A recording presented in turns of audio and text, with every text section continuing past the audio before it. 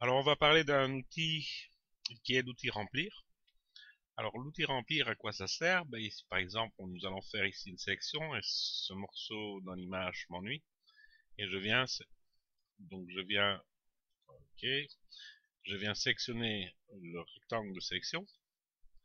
Je sélectionne cette partie d'image et soit je fais image remplir ou simplement j'appuie sur la touche retour arrière ou effacer.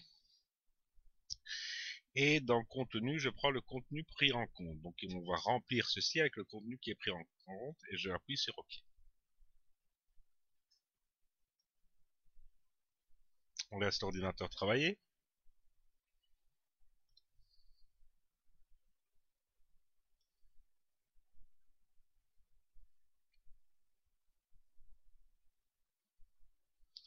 Et donc, Photoshop, ici, m'a recréé une section.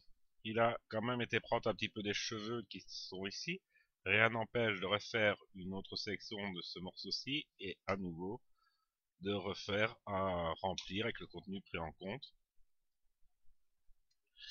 Et là, je vais enlever la sélection par CTRL D. Et donc on voit qu'ici, on a bien enlevé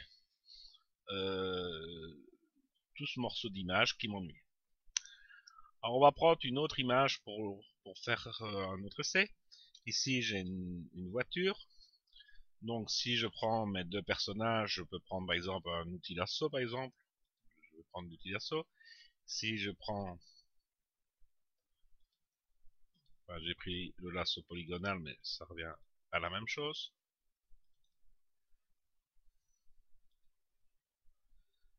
Que j'appuie sur effacer. Et que je fais remplir. Donc on voit que Photoshop m'a bien enlevé ce personnage.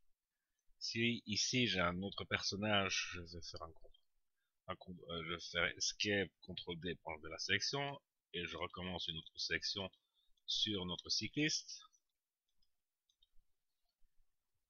Et je viens à nouveau touche effacer ou par édition remplir. CTRL D. CTRL D et on voit qu'il m'a effacé mes personnages. Alors chose qui m'ennuie plus, c'est ce morceau de voiture. Alors on va faire la même chose. Je vais prendre le vrai outil d'assaut.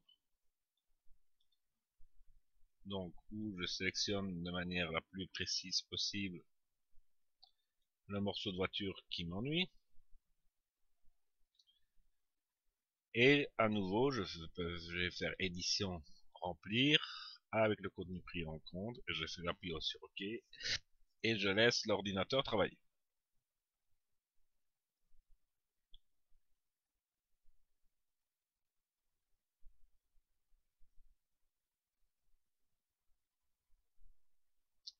On voit par contre qu'ici le résultat, je vais enlever la sélection, est nettement moins bon. On a des morceaux d'air, des autres morceaux de voiture, etc.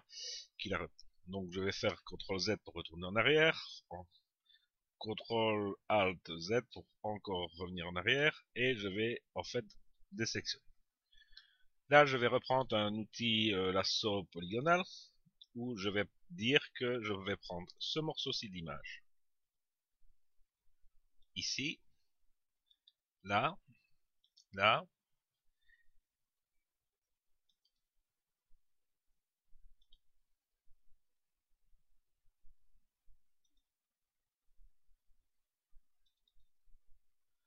donc ici j'ai sélectionné cette zone-ci, je fais sélection, calque nouveau, calque par copier.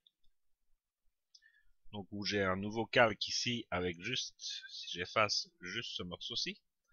Et maintenant je reprends mon outil lasso, où je dois faire très attention pour bien sélectionner la zone.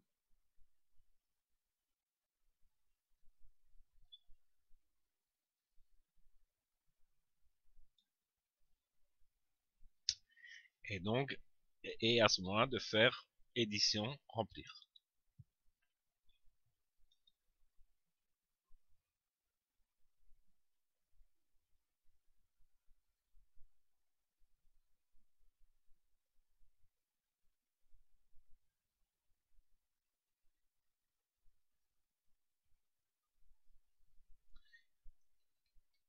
On voit à ce moment-ci que c'est nettement meilleur que la première fois. Il y a encore une petite zone ici.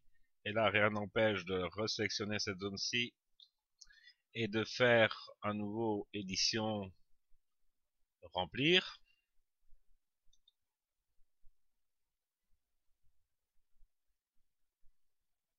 Et où il me remet une herbe plus ou moins correcte. On accorde des petits défauts ici qu'on peut corriger.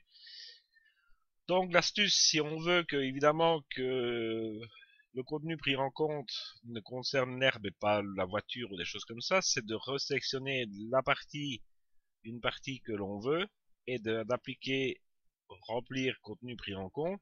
Et à ce moment-là, il ne va s'occuper que de ce calque, que du calque actif et pas du calque d'arrière-plan. Ensuite, rien n'empêche de reprendre les deux images et de faire fusionner les calques. Et on revient avec une image de départ avec la voiture en moins.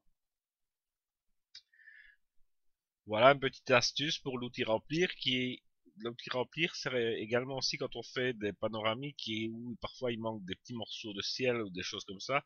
L'outil remplir fait à ce moment-là également des miracles.